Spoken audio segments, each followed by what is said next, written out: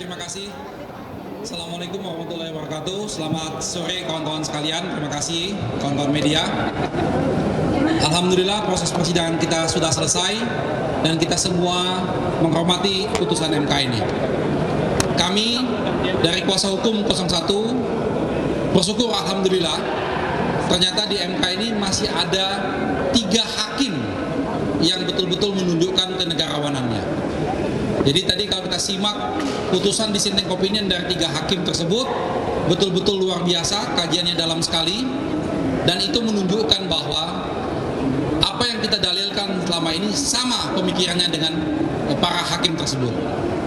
Dan yang kedua adalah kalau selama ini selalu jadi perdebatan tentang Mahkamah Konstitusi berwenang atau tidak, seperti yang dilakukan eksepsi oleh pihak terkait, ternyata hari ini 88 hakimnya memutuskan bahwa Mahkamah Konstitusi itu berwenang. Jadi Mahkamah Konstitusi itu betul-betul berwenang sesuai dengan apa yang kami dalilkan. Tidak hanya menjadi mahkamah kalkulator dan hanya hitung-hitungan angka. Nah, kaitan dengan 5 hakim yang agak berbeda terhadap pokok permohonan, kami membuat beberapa catatan. Nanti akan kami jelaskan secara bergantian. Yaitu pertama, bahwa setiap rekomendasi dari 5 hakim tersebut selalu ada yang direkomendasikan, yang disimpulkan. Contoh misalnya, Mahkamah Konstitusi menegaskan bahwa telah terjadi pelanggaran etik oleh Presiden Jokowi. Ya. Lalu Mahkamah Konstitusi juga menegaskan bahwa Bawaslu ke depannya jangan lagi bertindak yang seperti saat ini, hanya prosedural, tidak menanggapi laporan-laporan kita. Dan banyak lagi rekomendasi-rekomendasi dari Mahkamah Konstitusi yang disampaikan dalam proses persidangan tadi. Nah, kaitan dengan pokok-pokok permohonan yang lain akan dijelaskan secara bergantian ya, nanti penutup oleh Kapten. Silakan Mas. Assalamualaikum warahmatullahi wabarakatuh. Keren cadas.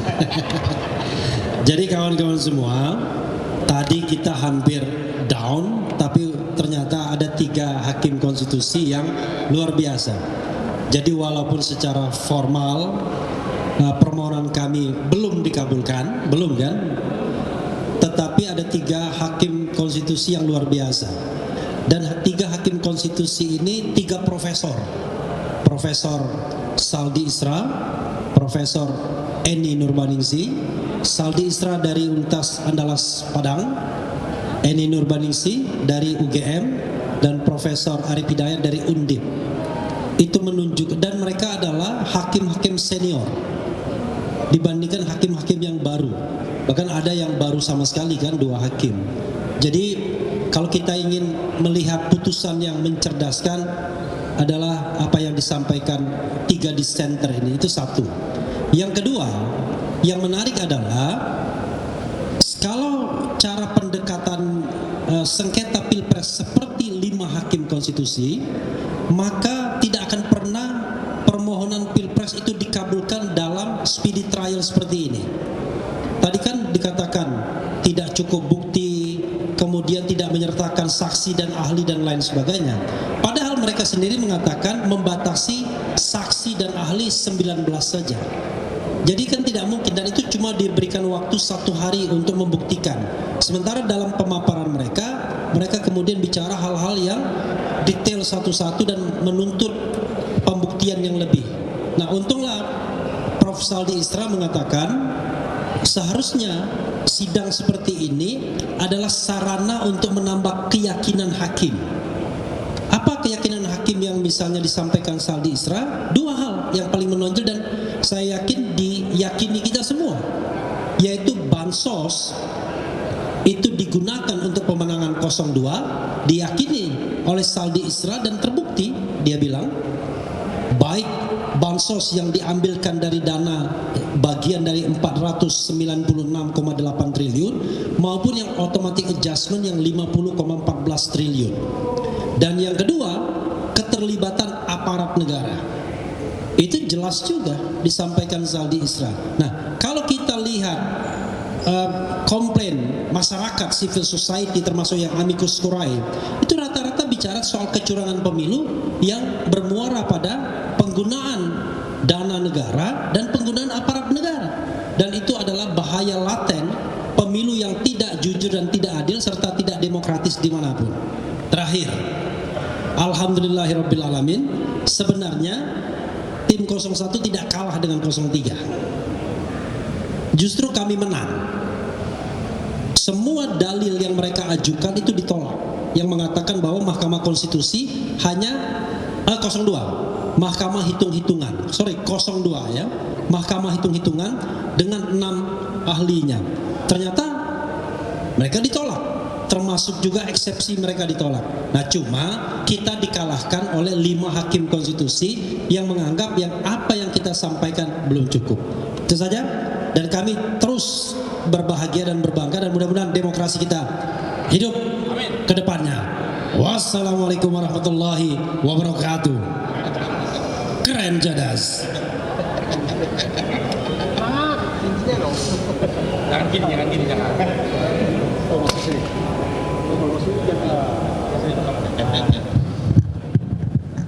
Teman-teman masih mau dengar emang? Bukannya udah mabuk tadi dengerin yang sebelumnya. Baik, saya akan memulai dengan hal-hal yang belum diungkapkan. Bagian pertama gini, saya bikin asumsi dulu. Seandainya Ketua Mahkamah Konstitusi Pak Soehartoyo masih berpihak dan berpijak pada dissentingnya pada putusan nomor 90, maka dipastikan permohonan kami dikabulkan. Karena posisinya kan jadi 4-4, ya kan? Salah satu dalil yang kami ajukan itu berkaitan dengan apa yang disebut dengan prosedur pendaftaran ini.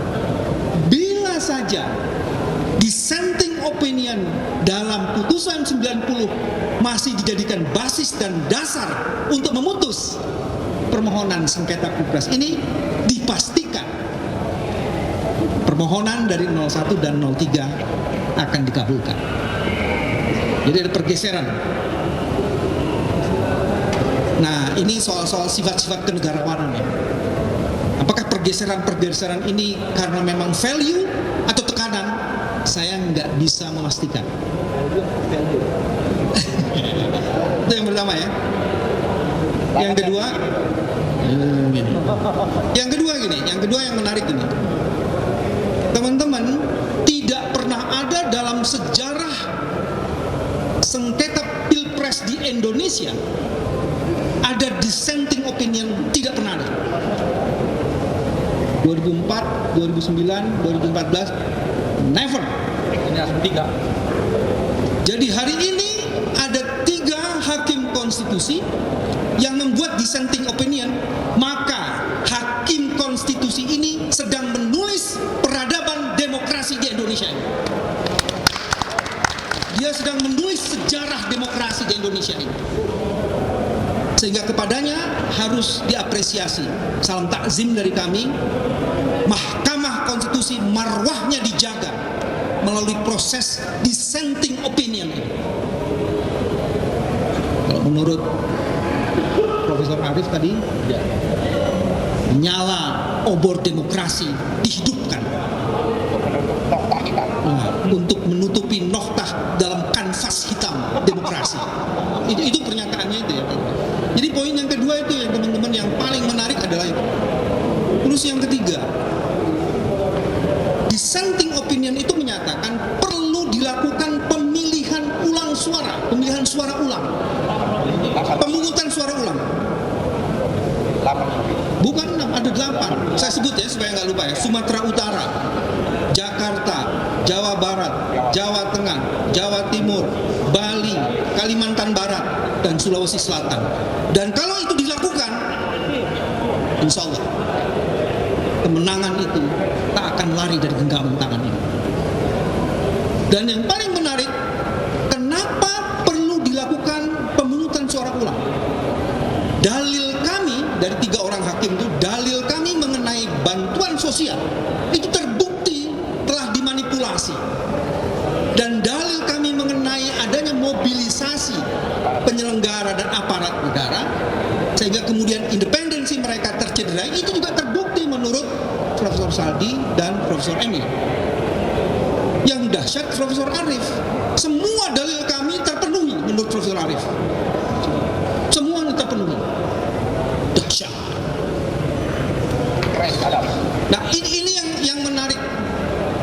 Yang keempat adalah tadi sudah dijelaskan, cuma saya mau tekanin lagi. Alhamdulillah seluruh argumen yang dibangun oleh 02 pihak terkait, terutama yang berkaitan dengan eksepsi, ditolak semuanya. Dan teman-teman bisa melihat seluruh pertarungan gagasan yang dirumuskan dalam putusan itu berkaitan dengan dalil kami, tidak ada dengan dalil mereka. Jadi artinya dalil-dalil yang diajukan kami memang perlu dibahas satu persatu. Yang kelima, ternyata ada cukup banyak catatan di mana Mahkamah Konstitusi tidak masuk dalam perdebatan yang mereka membuat catatan. Disebutkan bahwa Bawaslu tidak bisa menjalankan fungsinya secara optimal karena undang-undang tidak mengatur secara detail. Harusnya dalam posisi itu, karena terjadi pelanggaran konstitusional, Mahkamah masuk mestinya untuk take over proses itu dan mengadili sendiri. Tapi Mahkamah belum cukup berani untuk mengambil perkara-perkara atau masalah-masalah yang belum cukup diatur. Salah satu yang paling menarik, Presiden Jokowi dalam sebuah pernyataannya di situ disebutkan harusnya punya kerelaan untuk tidak menggunakan kebijakannya, aktivitas dan program-programnya yang bisa diasosiasikan bagi kepentingan calon yang memang hendak dibelanya. Cuman kemudian aturannya itu di mana? Seharusnya karena ini adalah forum konstitusional, ada pelanggaran value of the constitution, terutama pasal 22E ayat 1, maka Mahkamah harus masuk di situ. Nah, saya mau tutup, itu sebabnya palu emas yang harus diputuskan tidak terjadi seperti yang amicus curiae Mbak Megawati harapkan. Yang terjadi adalah palu godam. Ini menurut Mbak. Yang terjadi adalah palu godam, sehingga habis gelap terbitlah terang belum terjadi. Selamat datang kegelapan dan insya Allah umur panjang perjuangan.